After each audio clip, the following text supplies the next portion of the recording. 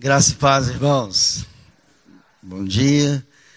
Louvado seja o Senhor pelo seu grande amor que tem demonstrado a nós, a igreja, e como povo de Deus podemos estar juntos para compartilhar da sua palavra, do seu amor. E sabemos que a nossa dependência é do Espírito Santo. E o Espírito Santo revela aquilo que está no coração de Deus, no céu. E o Espírito Santo é que traz para nós a convicção, a necessidade, a realidade e aquilo que Ele quer operar. E por isso que, quando veio à mente esse tema, duas das faces da igreja, oração e amor. No seu boletim está faltando uma palavra, mas o tema é duas das faces da igreja, oração e amor. É olhar para o Deus Trino e saber a sua vontade, o seu querer e a manifestação dele pela palavra na vida da igreja e na vida do regenerado. E falar de oração e falar de amor é ser tomado uma convicção assim muito grande, de miserabilidade, como diz Paulo, miserável homem que sou. E naquela ocasião ele falava, quem me livrará do corpo dessa morte? E a minha oração é, como tenho sido miserável na minha vida de oração e de amor. E quem me livrará? Graças a Deus por Jesus. Graças a Deus porque já fomos abençoados em todas as sortes de bênçãos espirituais em Cristo Jesus. E o clamor da igreja, o clamor de cada cristão, que nós temos isso em Cristo. Ele é a nossa suficiência. Mas porque ainda muitos de nós estamos tão distantes, porque muitos de nós, como igreja, negligenciamos, porque é algo tão maravilhoso. É instrumento de Deus para trabalhar na nossa vida e promover em nós uma realidade, uma comunhão, uma vida com Deus e a vida de Deus conosco. Então é nessa dependência e nessa confissão da minha alma, aonde que enxergo em mim essa grande necessidade. E assim que o Senhor nos ajude a entender a manifestação dele, da sua igreja, aqui na terra, no modelo de Jesus, no modelo divino, que é algo tão grandioso que não cabe a nós, mas descansados, convictos, que é do interesse do Senhor, promover em nós atitudes, ações, que glorificam o nome dele e que possamos juntos receber essa porção nessa manhã. Abaixe sua cabeça, vamos orar. Pai, nós queremos clamar a tua graça, a tua misericórdia, e sabendo que dependemos do Senhor. E diante da tua grandeza nós nos curvamos, diante da tua suficiência, nós recebemos o suprimento, o cuidado que o Senhor tem para nós, para a tua igreja. Pai, glorifica o teu nome, exalta Cristo nessa manhã. Pai, queremos a ação poderosa do teu Espírito Santo, porque a tua palavra é poderosa, ela é eficaz. E toma, Senhor, a reflexão para a glória do teu santo nome, para a glória do teu Filho amado Jesus. Amém. Duas das faces da igreja, oração e amor. Vamos juntos ler o texto de Atos. E perseveraram na doutrina dos apóstolos, e na comunhão, e no partir do pão, e nas orações, fazendo sempre com alegria oração por vós. E peço isso, que o vosso amor aumente mais e mais em ciência e em todo o conhecimento.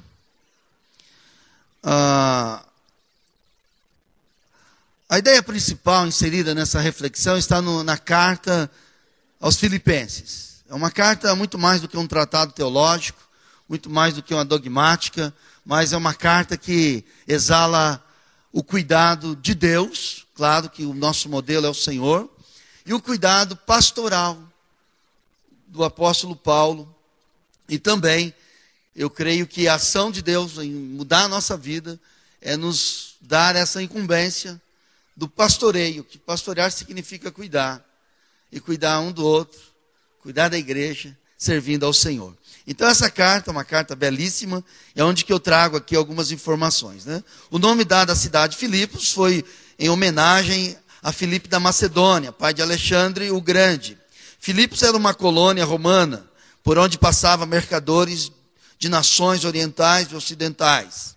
Isso fez da cidade um lugar estratégico para a pregação do Evangelho. Lídia, sua família e algumas mulheres creram no Evangelho e foram batizados. Atos 16. Ela pediu que Paulo e seus companheiros ficassem em sua casa. Então você começa a ver como o Evangelho entra ali. Era uma mulher comerciante, uma mulher que tinha uma empresa, classe média alta, e ela é tomada pelo Evangelho. E assim, a atitude dela agora é de acolher. Então você vai ver essa passagem em Atos, onde que depois, né, Paulo vai escrever essa belíssima carta. Paulo e Silas acabaram presos por expulsar o espírito imundo de uma escrava. E, na prisão, a pregação do Evangelho do Cristo crucificado trouxe a salvação ao carcereiro e à sua família. Provavelmente essa igreja foi a primeira a ser estabelecida na Europa por Paulo. Olhando aquele episódio da prisão de Paulo, onde que ele acabaram de levar uma forte surra, e ali ele cantava, ele orava e ele louvava o Senhor. E o carcereiro desesperado, quando houve aquele fenômeno, um milagre de Deus, quebrando todas as muralhas ali, as paredes, houve ali um tremor, um terremoto, e aquele carcereiro acorda assustado, ao ponto de querer tirar a própria vida. E assim então Paulo e Silas, diante de Deus e naquela cela, naquele cárcere, ele encontra disposição para pregar o Evangelho. Ele encontra disposição para amar aquele carcereiro. Ao ponto de dizer, não faça tal coisa, não faça tamanha barbaridade. Nós estamos aqui. Eu vejo ele ali com essa inspiração da graça e da vida, se interessado por aquele moço. Provavelmente quando prenderam Paulo, ele estava ali recepcionando como carcereiro, um pouco duro.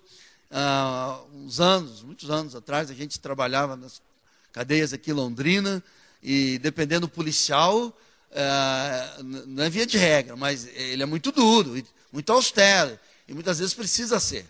Imagino eu que o carcereiro aqui, ao olhar Paulo, ao olhar Silas, olhou com certo desdém, com um certo arruaceiro da cidade, mas naquele momento, Paulo e Silas dispensam interesse, amor, cuidado e pregam o Evangelho.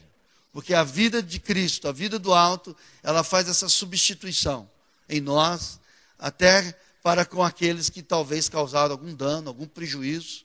E Paulo não está somando isso, Paulo está interessado naquela vida. E ele prega o Evangelho, fala, não faça tamanha barbaridade. E ele pregou o Evangelho com aquela frase, com aquele texto maravilhoso, crê no Senhor Jesus e será salvo tu e tua casa. E o carcereiro é tomado dessa convicção, dessa palavra, porque Paulo, ele estava orando, estava louvando, e ele estava ali fluindo a vida do alto para aquele homem que estava pronto a tirar a própria vida. Ele dá uma palavra de vida, vida de salvação. O carcereiro agora, que queria morrer, ele é tomado pela vida. Porque Paulo e Silas se interessaram por ele. E o gesto desse homem foi levar Paulo e Silas para sua casa depois. Fizeram um bom lanche, um bom jantar. E toda a família do carcereiro foram salvas, creram no Evangelho. E eles cuidaram de Paulo.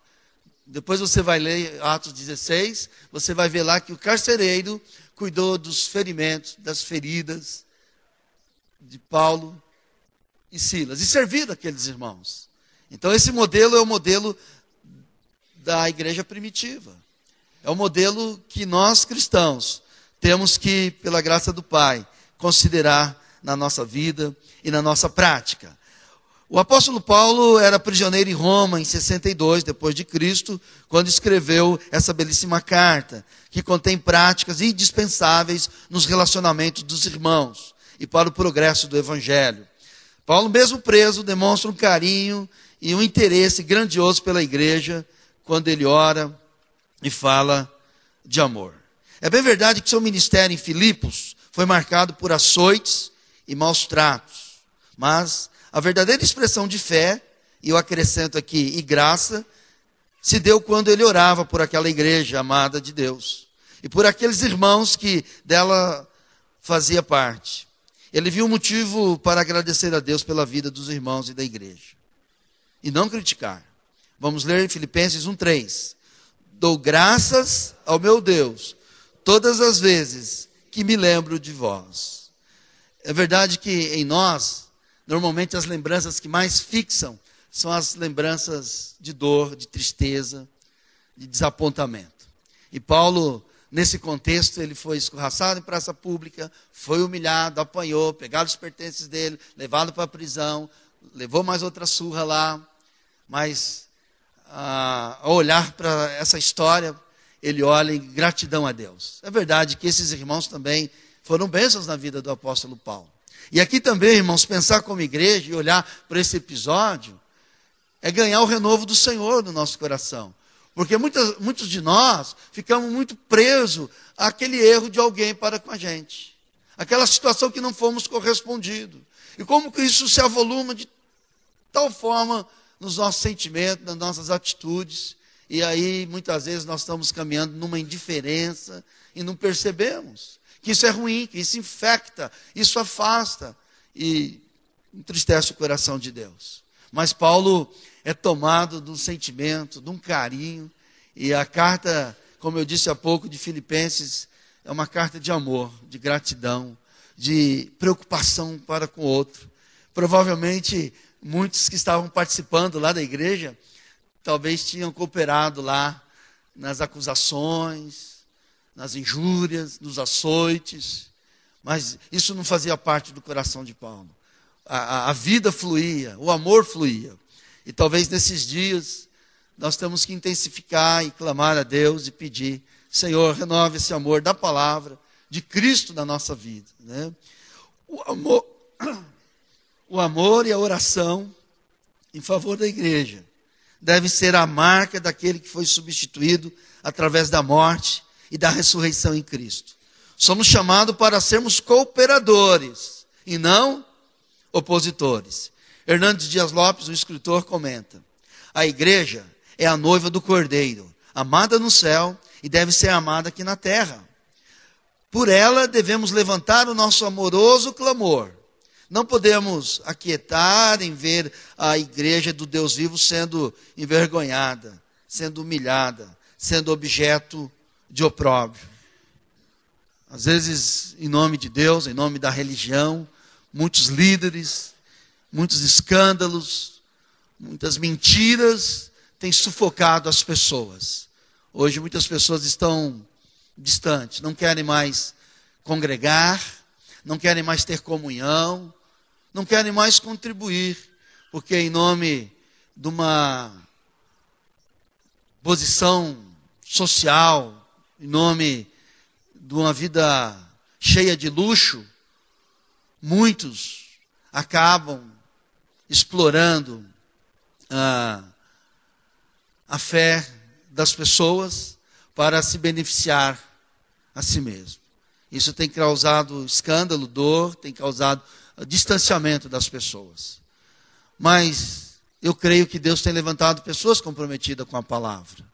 E eu e você temos que estar orando para que o Senhor dê esse discernimento para nós, para a igreja, e para que haja essa ardência no coração das pessoas. Não é porque aqueles que estão fazendo isso, em nome de Deus, em nome da fé, significa que não existe gente levantada por Deus com compromisso.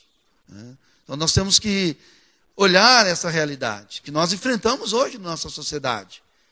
Ainda mais com a comunicação universal. Você entra na internet, entra nas páginas eletrônicas, está ali as denúncias, os escândalos, as pessoas promovendo a si mesmo. E as pessoas não vão aguentando isso. Então a igreja precisa orar, precisa clamar e buscar, porque a igreja sofre, mas a igreja é a noiva do Cordeiro. Olhar para a igreja é olhar muito mais do que instituição, muito mais do que homens, muito mais do que liderança, muito mais do que escândalo, mas olhar o Deus que ama a igreja. O Deus que deu a vida dele em Cristo Jesus pela vida da igreja.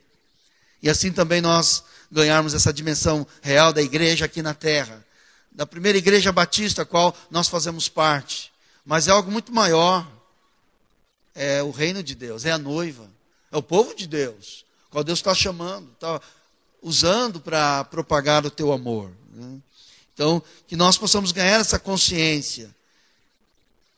Que não podemos nos conformar com as mentiras. Com os esquemas de muitos. Mas, Senhor, nos dá um coração para te adorar verdadeiramente. Para levar o teu nome a sério, Pai. Para glorificar o teu nome. E assim, amar as pessoas, pregar o evangelho. Mesmo que muitas vezes nós corremos o risco de sermos taxados. Mas a Bíblia diz que nós somos a escória. Então nós não temos nenhum predicado próprio para propagar algo tão grandioso. Não temos de nós mesmos. É dele, por ele, para ele. Mas não podemos nos acovardar. Porque muitas vezes nós temos ficado tão tímidos, tão indiferentes. E eu creio que nessa manhã nós podemos ganhar, pela graça do Pai, esse renovo. O modelo de oração de Paulo é contínuo e cheio de alegria. O seu coração é voltado para Deus e para a igreja. As palavras, fazendo sempre súplicas, estão no tempo presente, significando que Paulo orava pela igreja constantemente. Ele expõe as necessidades da igreja na presença de Deus, diante do trono da graça, com total dependência e confiança. Temos nós clamado pela igreja com perseverança, temos colocado o rebanho do Cordeiro a cada dia na presença do Pai. A oração é manifestação de intimidade com Deus. E assim, quando nós estamos convictos que a palavra de Deus, que a revelação de Cristo é para a nossa vida, é aquilo que Deus quer fazer, Deus está nos chamando para orar, para interceder, para colocar diante do Senhor, não só aquilo que a igreja local enfrenta, não só aquilo que as pessoas, as famílias, os jovens, adolescente, criança, terceira idade, os ministérios, liderança, pastores, que compõem a igreja local, mas também a igreja espalhada nos quatro cantos da nossa cidade, do nosso país, do nosso mundo. Paulo tinha essa disposição de orar perseverantemente pela igreja, Claro que ele trazia consigo informações, porque ele conviveu lá na igreja. Mas quando você vai ver a carta de Colossenses também, que ela é tomada de oração, ele coloca, ele sugere, ele intercede ali por pessoas que ele também não conhecia. Algo tão profundo no coração dele, que era orar pela igreja, pedindo, clamando, intercedendo. E muitas vezes nós temos sido muito mais instrumento de conflitos, de coisas que nós interpretamos e que nem sempre são verdadeiras, mas que o Senhor nos inquiete para orar, como Paulo, cheio de alegria, mas intercedendo, fazendo sempre súplica. E a ideia de súplicas aqui é uma dependência, é um reconhecimento, é uma necessidade, é uma coisa que ele via que só Deus podia fazer. Não era com arrogância, não era com soberba, mas era uma atitude de humildade também, que ele colocava, que ele pedia, que ele queria Deus agindo, né? E nós podemos ver que a oração é a manifestação da intimidade com Deus.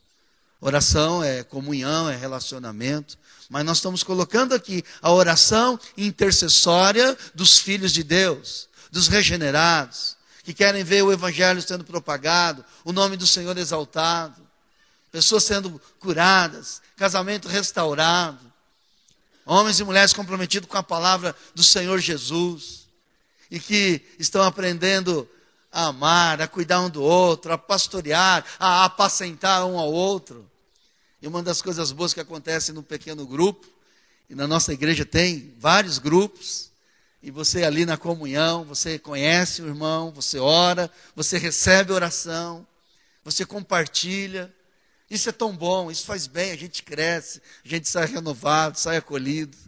E a igreja precisa caminhar nesse ritmo da palavra, nesse ritmo bíblico, né? E essa oração, essa intimidade que a gente tem no Senhor, ela é distribuída no contato, no toque, na relação, na amizade, na convivência de Cristo em nós e através de nós. A oração tem o poder de atravessar fronteiras de outras áreas da solidariedade. Amar, confortar, dividir os fardos, servir e encorajar. Essa frase está naquele livro O Amor ao Próximo.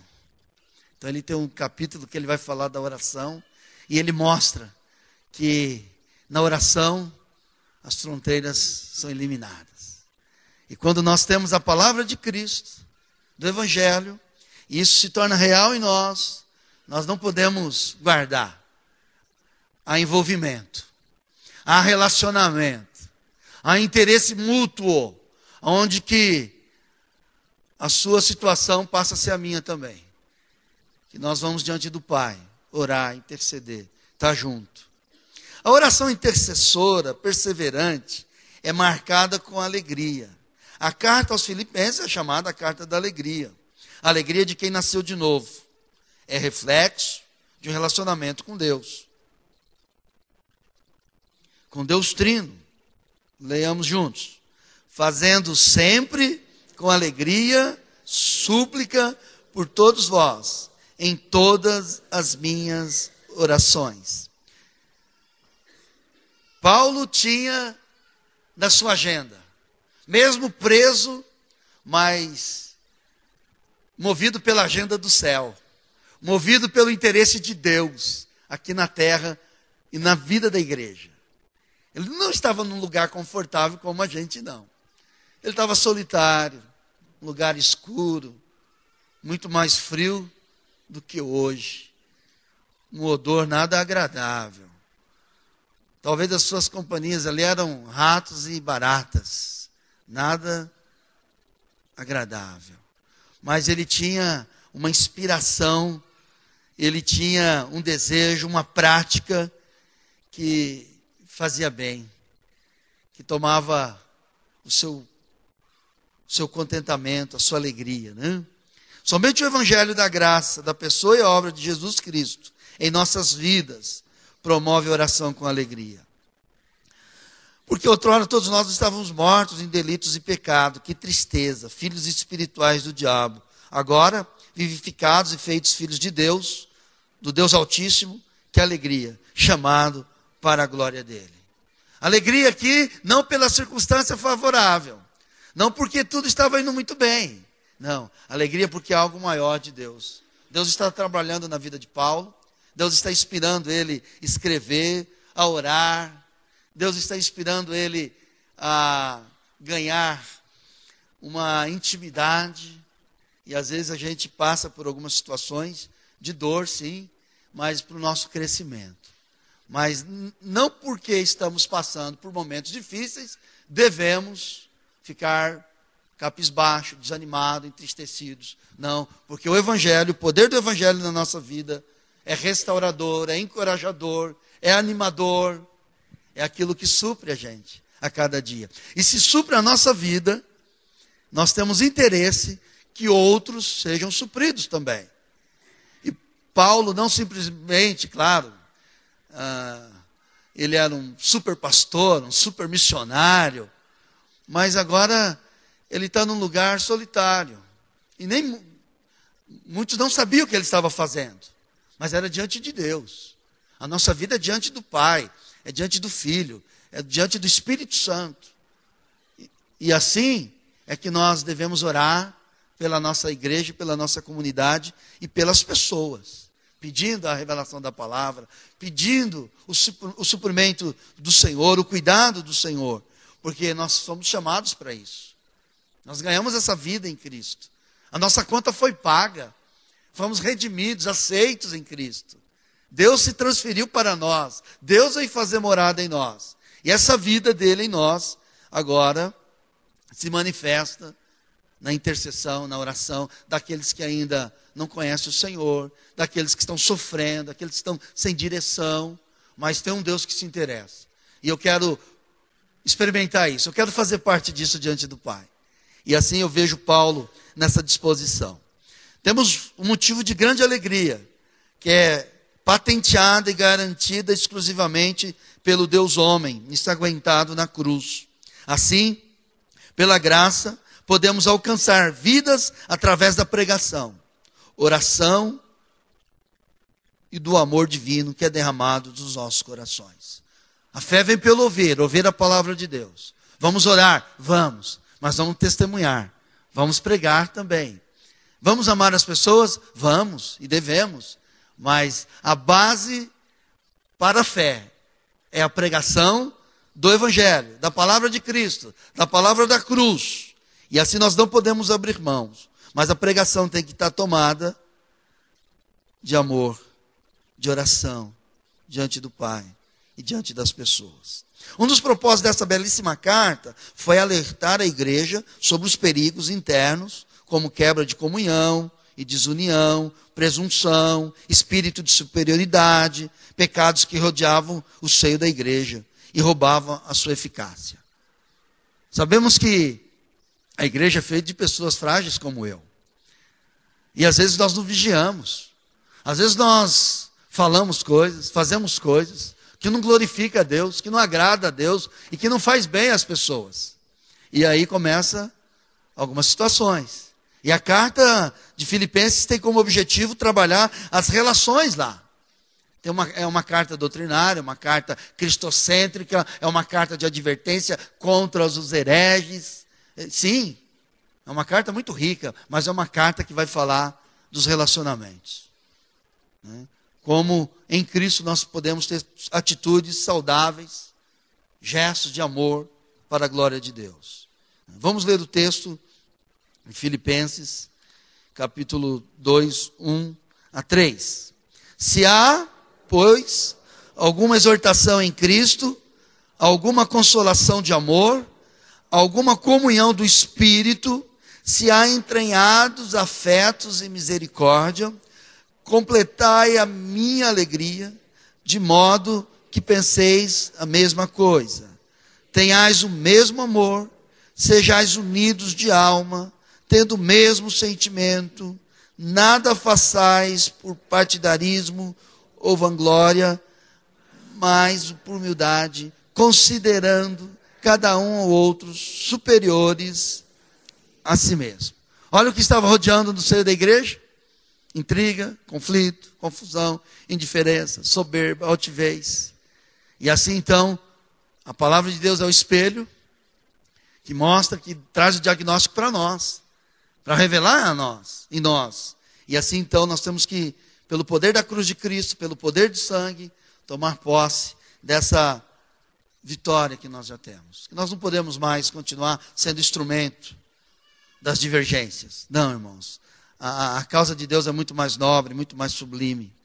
Paulo relembra aos irmãos em Filipos que o estar em Cristo, as diferenças são superadas pelo amor, e que o dom da comunhão é derramado pelo Espírito Santo, que habita na nova criatura.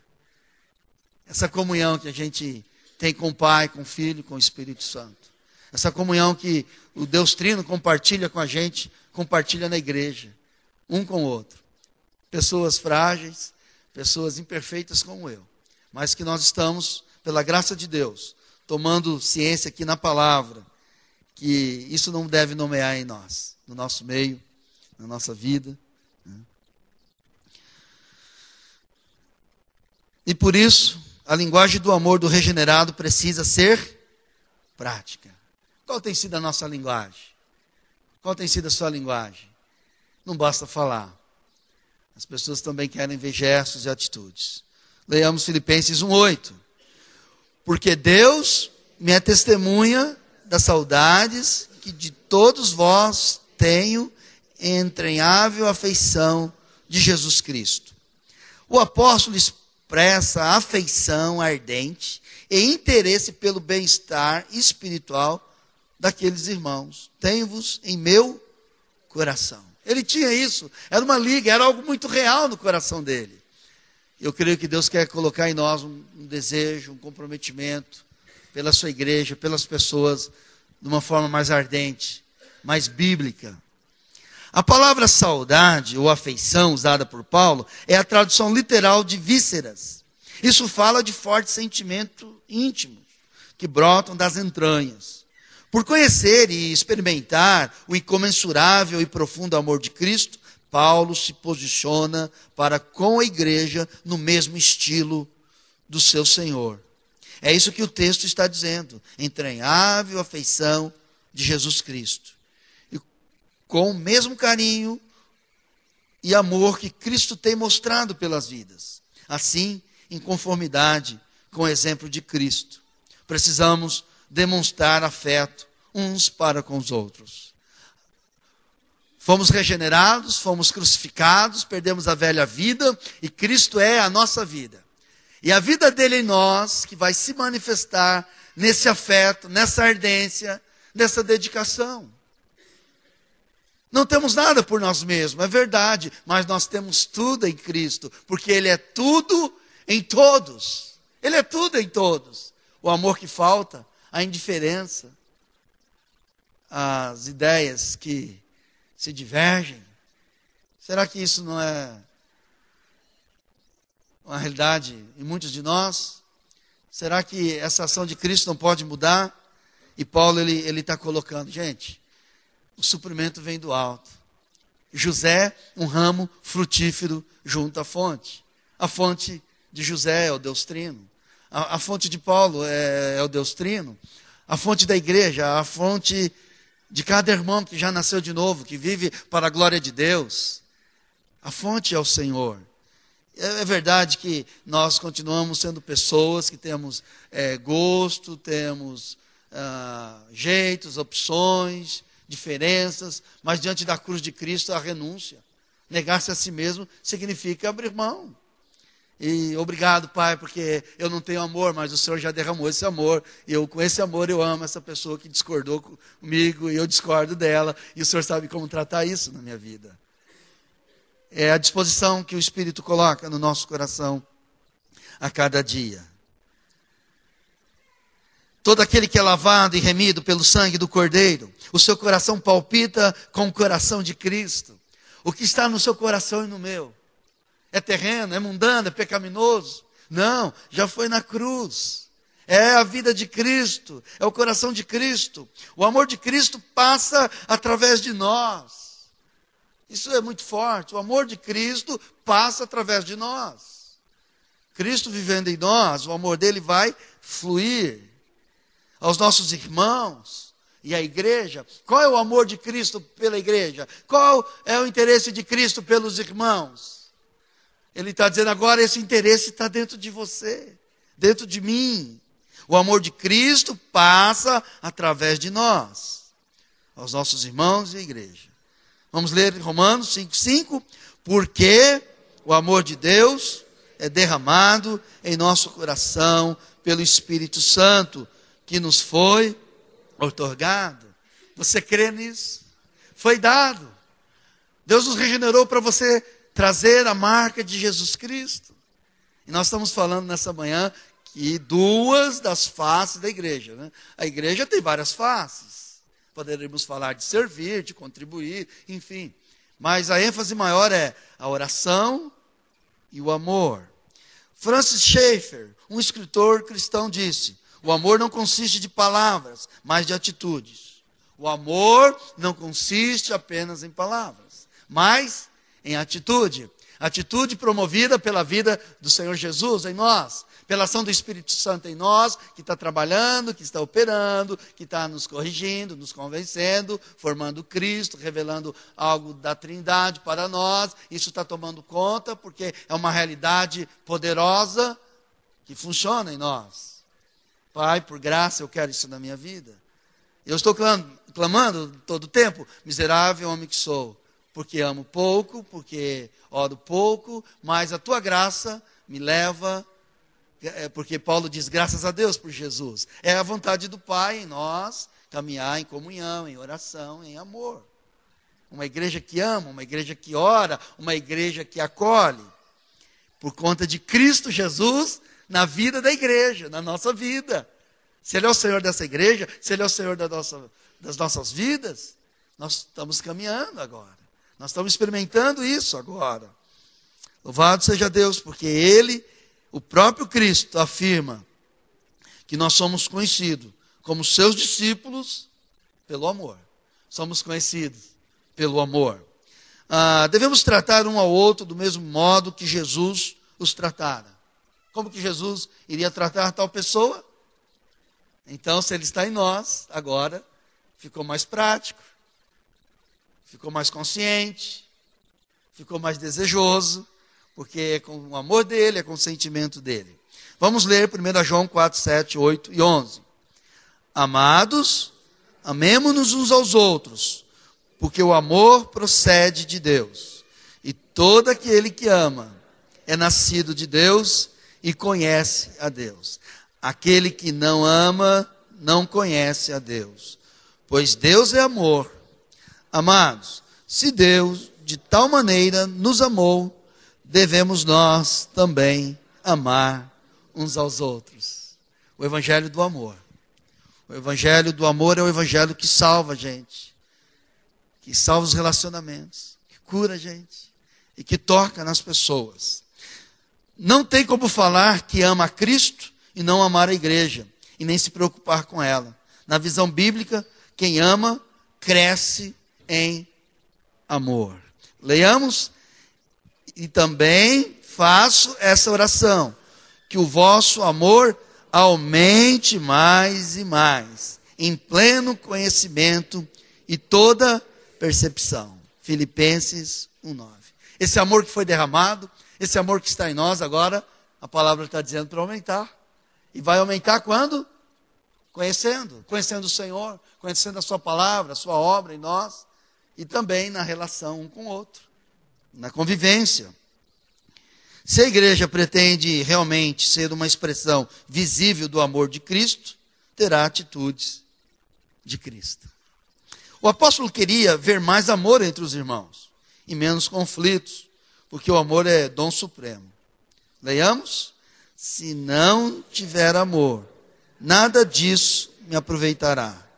O amor é paciente, é benigno, o amor não arde em ciúmes, não se ufana, não se ensoberbece, não se conduz inconvenientemente, não procura os seus interesses, não se exaspera, não se ressente do mal, não se alegra com a injustiça, mas regozija-se com a verdade.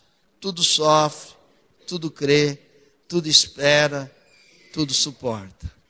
Dependência total do Senhor. Cristo em nós, agindo, manifestando. E aí nós vamos ganhando essa dimensão de amor. Porque humanamente falando, é impossível, nós não temos. Mas como temos todas as sortes e bênçãos dele, esse amor é derramado em você. E o amor faz a diferença. O amor glorifica a Deus. O escritor William Barclay diz: o amor é sempre o caminho do conhecimento. Quando amamos alguém, desejamos saber cada vez mais acerca dele. Se amarmos uma pessoa, desejaremos saber cada vez mais a respeito dela. Se amarmos Jesus, desejaremos conhecê-lo mais e mais. Somos salvos para conhecer e manifestar as riquezas do amor de Cristo e para sermos face deste amor nas relações e no convívio com o nosso próximo. Leiamos? Para que, segundo a riqueza da sua glória, vos conceda que sejais fortalecidos com poder, mediante seu Espírito, no homem interior. E assim, no vosso coração, pela fé, estando vós arraigados, alicerçados em amor. O amor divino, o amor do Pai derramado em nós. Efésios 3, 16 e 17. Quanto mais você experimentar do profundo amor de Deus em Cristo, mais você vai compartilhar com os outros. Mais de Cristo na sua vida, mais um coração dadivoso, que compartilha, que se doa, que se entrega, dentro daquilo que Deus tem dado para você e para mim. Porque Deus, Ele dá uma ordem e Ele banca, Ele patenteia, Ele supre. Então aquilo que Deus tem dado, e você que é uma nova criatura, não é seu, é dele. E você usa para a glória de Deus. E é assim que nós somos chamados para conviver como comunidade. Quanto mais arraigados estivermos no amor de Deus, mais generosamente viveremos nossa fé e praticaremos. Quem disse isso foi o sábio Brennan Manning. Mais arraigado, consciente desse amor, eu sou amado de Deus em Cristo, ao ponto dele ter dado o filho dele, ao ponto de Cristo ter ido para a cruz, morrido a minha morte, morreu a minha morte, me crucificando nele, me perdoando, me aceitando e fazendo morada em mim. Coisa boa. Você tem consciência disso? Pai, conceda essa consciência a cada um de nós, a cada dia. E Ele vai dizer então que a nossa fé, a nossa prática vai fluir a cada dia. Eu quero apenas citar Oséias 6,6. O Senhor está dizendo, eu não quero sacrifício, eu quero misericórdia. Uma igreja cheia de misericórdia. Porque há uma fonte de misericórdia jorrando na vida do regenerado. A graça do Senhor. O amor a ser conhecido e praticado nesse mundo vem do modelo do Senhor Jesus Cristo. Não tem outro modelo, só dele. No esvaziamento dos seus direitos, na face do servo sofredor e da ovelha muda que vai para o matadouro, e não das reivindicações terrenas, cobiçada por aqueles que ainda não nasceram de novo. E por isso, rejeita o molde da cruz. Não basta falar a frase certa, não basta falar estou crucificado, não basta falar. Mas o molde da cruz é a realidade que o Espírito Santo, que a graça patrocina em nós a cada dia. Por isso que Deus nos dá essa disposição de reconhecer que em nós não há bem algum. Somos negligentes e falhos, mas Senhor, eu tenho a Ti. Eu tenho o Senhor que cuida de mim, que provê, que manifesta isso nessa área. Claro, irmãos, que nós não vamos viver 24 horas em sintonia, mas Deus está nos preparando, nos aperfeiçoando. Deus está nos chamando para essa caminhada. O trilho do seu amor. Não dá para sair fora mais. Que o Senhor alcance o nosso coração nessa manhã, a cada dia. O único meio capaz apresentado por Deus para nos levar à prática do amor é o extermínio do velho Adão, com o qual cada um de nós nascemos. E isso se deu verdadeiramente na atração do Deus homem ao ser levantado na cruz. Vamos ler o texto. Ele viu o penoso trabalho da sua alma e ficou satisfeito. Ali o Senhor nos incluiu. Ali o Senhor tirou o nosso coração egoísta, perverso, onde só pensávamos em nós mesmos. Mas agora o Senhor nos deu uma vida nova para compartilhar dessa vida. O Senhor deu do seu amor para a gente amar. O Senhor tem nos abençoado com tantas outras coisas. Aí você coloca aí na lista as bênçãos que o Senhor tem dado para você e começa a compartilhar. Porque é bênção de Deus compartilhar. Como diz a igreja lá em 2 Coríntios. Eles queriam compartilhar com os bens. Eles falavam, nós queremos participar dessa graça. Não era o dever, era o privilégio. E ali então eles compartilhavam com os irmãos as necessidades das mais diversas que eles estavam enfrentando. E uma delas hoje, pessoas querem ser amadas, acolhidas, aceitas, não rotuladas, não excluídas, não xingadas, não humilhadas. O pecado já fez isso. Mas que o Senhor coloque em nós um coração acolhedor de amor para aqueles que estão sendo marginalizados pela sociedade, pela igreja, e talvez por mim, e talvez por você. Mas em Cristo, Ele já pagou o penoso trabalho, e Ele ficou satisfeito, porque Ele ama aquela pessoa, Ele ama você. E você é chamado para ser amado, e para amar. Amar a igreja, amar a família, amar os vizinhos, amar as pessoas do trabalho, amar os chatos. e tantos outros, né? O Senhor Jesus Cristo foi sacrificado com os mais elevados requintes de perversidade que o pecado pôde causar. Vamos ler?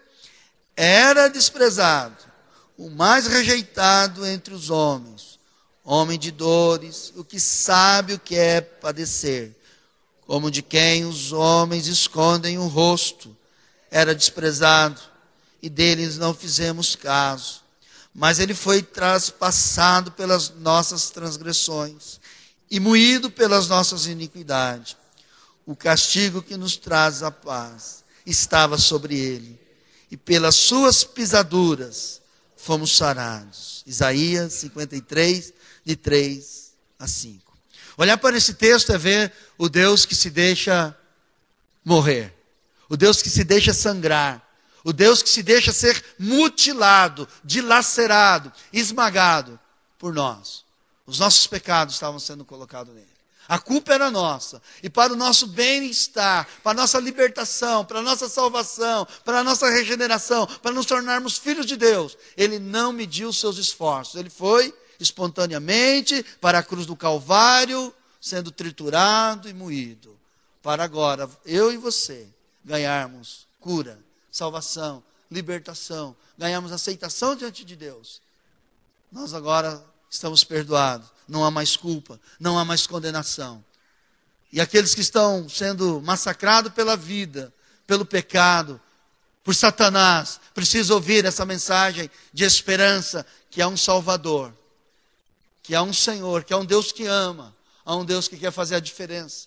E nós vamos aceitar esse convite, essa missão de anunciar, de orar, de amar, porque nós somos fruto do amor eterno do Pai Celestial.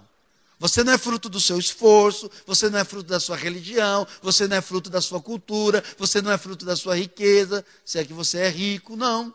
É a graça de Deus, é a obra de Cristo. E Ele está dando essa graça para nós, para anunciar, para promover que há um jeito diferente na terra, há um jeito para aqueles que estão no pecado, sobrecarregados, cansados, falidos, depressivos, atolados nesse mundo, nas coisas do mundo, onde que os noticiários recentemente divulgaram que o Brasil está formando 19 milionários diariamente. 19 milionários diariamente. Que bom, o Brasil está prosperando. Mas o interesse de Deus é um interesse eterno de vidas que estão se perdendo e que precisam do Evangelho. E nós, como igreja, podemos, pela graça do Pai, suprido por Ele, fazer algo para aqueles que estão indo para o inferno? Essa é a resposta. Que talvez Jonas, na sua vida egocêntrica, no seu modo idolátrico de ser patriota, ele não queria ir para Nínive. Ele não queria, porque era um exército muito cruel, muito perverso, que judiou muito dos seus soldados. E Deus manda ele ir. Ele não queria. Ele quis ir, sabe para onde? Para Tarsis, uma cidade próspera, de minério, ouro, chumbo, prata, a 4.000 quilômetros. Ele quis ir para lá. Falou, não vou ficar lá naquele canto, uma cidade boa. Mas Deus estava falando, é para Nínive, uma cidade terrível. E Deus insiste com Jonas, ele vai, me contragosto. E lá na frente Deus salva, ele se zanga com Deus. Ele valoriza a sua plantinha. E Deus estava olhando para milhares. Alguns teólogos vão dizer que Nínive tinha aproximadamente 600 mil pessoas. 120 mil que não diferenciava do certo do errado. Que alguns chegam a dizer que eram crianças. Mas e os adultos? E Deus amou aquele povo. E aquela nação inteira foi salva. Deus salvou aquela nação. Algo lindo. Quando Deus salva uma pessoa. Será que nós temos tido essa paixão por aqueles que Deus quer salvar? Mas as pessoas querem números, querem status, querem mídia, mas as pessoas mais doentes da face da terra são os bilionários. Os países mais depressivos do mundo são os países do primeiro mundo. Mas a grande diferença não é ser rico ou ser pobre, é que são pessoas que Deus ama e que Deus quer salvar. Deus quer regenerar. São pessoas criadas por Deus e Deus falou: eu quero usar você na vida deles. Quero te dar esse privilégio. Que Deus nos ajude. Vamos caminhar para o final. Agora, por graça, sabemos o custo desse amor imensurável do nosso Salvador, que é dado em prol de cada um de nós, indignos e endurecidos. Mas Ele nos amou, pôs o seu amor em nós. E por isso, não podemos continuar sendo indiferentes. Os filhos de Adão não sabem amar, mas os filhos de Aba são chamados pelo amor para amar. Chamados pelo amor, você é amado de Deus. Deus quer salvar você. E Ele salva você graciosamente para usar você na pregação, na oração e no amor. Vamos ler 1 Pedro 1, 18 e 19. Sabendo que não foi mediante coisas corruptíveis, como prata ou ouro, que fosse resgatado do vosso fútil procedimento que vossos pais vos legaram, mas pelo precioso sangue, como de cordeiro, sem defeito, sem mácula, o sangue de Cristo. 1 Pedro 1, 18, 19. É por isso que o amor eterno e absoluto, revelado em Cristo, é o único capaz de promover atitude de amor. Vamos ler Romanos 12, 10. Amai-vos cordialmente uns aos outros, com amor fraternal, preferindo-vos em honra uns aos outros. Acima de tudo, porém, tendo amor intenso uns para com os outros, porque o amor cobre multidão de pecados. Sabemos que as fortalezas que nos rodeiam têm atrapalhado nossos relacionamentos. Sabemos que as fortalezas que nos rodeiam e têm atrapalhado os nossos relacionamentos são destruídas em Cristo, através da oração e do amor. Depois de meses sem ir ao cinema, fomos assistir o Homem-Aranha. E aquele super-herói, ajudando as pessoas, promovendo a justiça, ao sair do cinema, de repente uma moça derrubou a sua bolsa e caiu os seus objetos, dinheiro, e nós atrás. A outra foi rapidinho e pegou o dinheiro. Eu achei que era amiga dela. E eu fiquei olhando. Um casal de amigo nosso, muito querido, junto, e olhando aquela atitude. E aquilo foi me inquietando. Eu falei, eu vou dar um de super-herói também, né? Olha, aqui, eu vim do filme, estou animado. Né? E a moça não falou nada. Aí eu acelerei o passo, já estava virando ali para o corredor para ir embora. Acelerei o passo. Falei, moça, você derrubou a sua bolsa ali, caiu seus objetos e dinheiro. Essa moça pegou aqui, ó. Ela pegou seu dinheiro.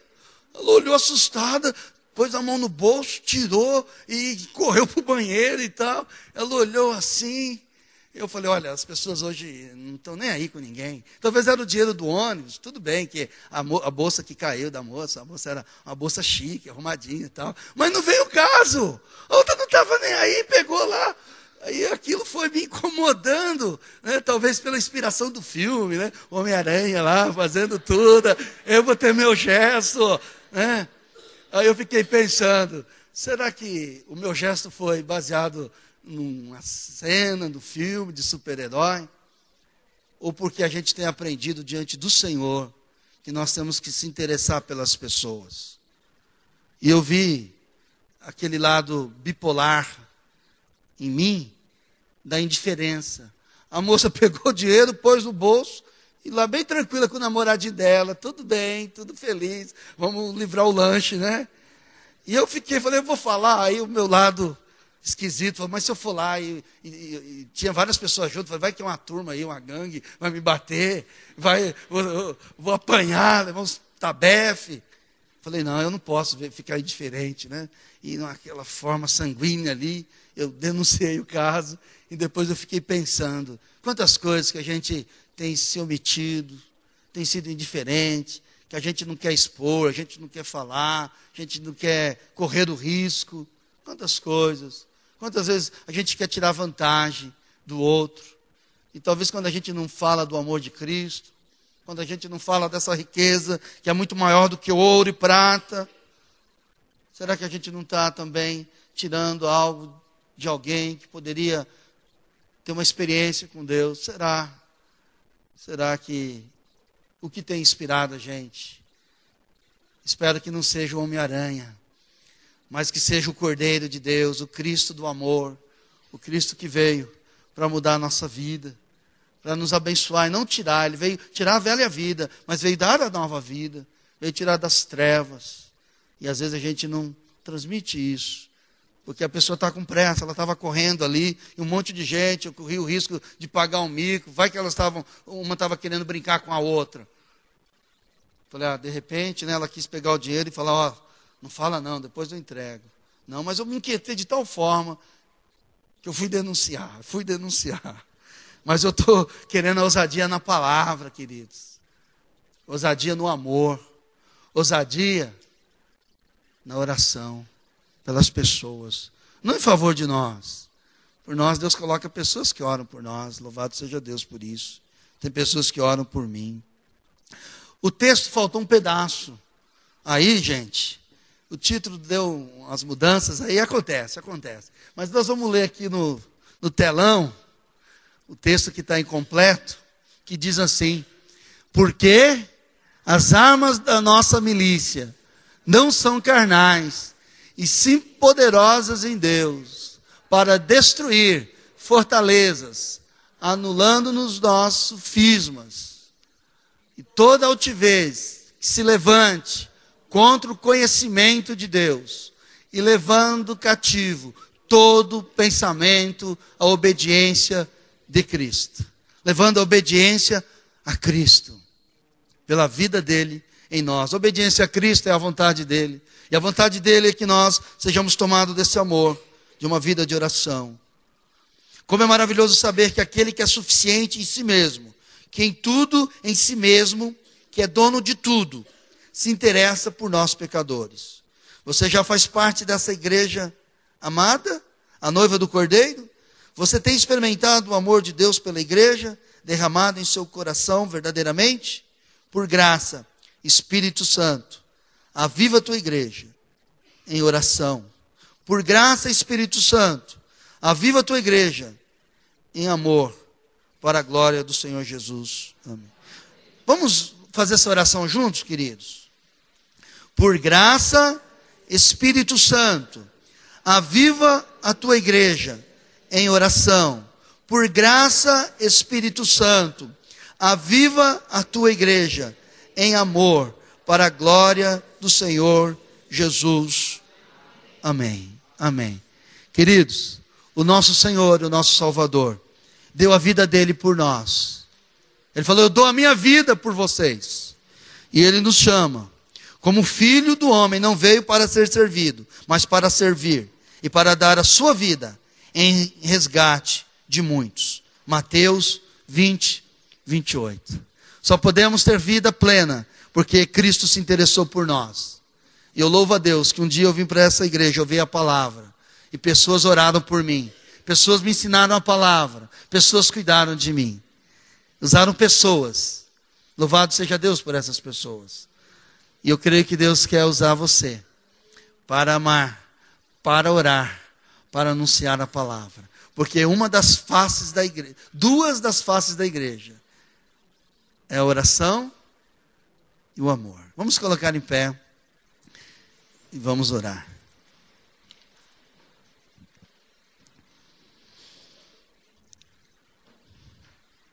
Querido Pai, obrigado porque o Senhor é o Deus que intercede por nós.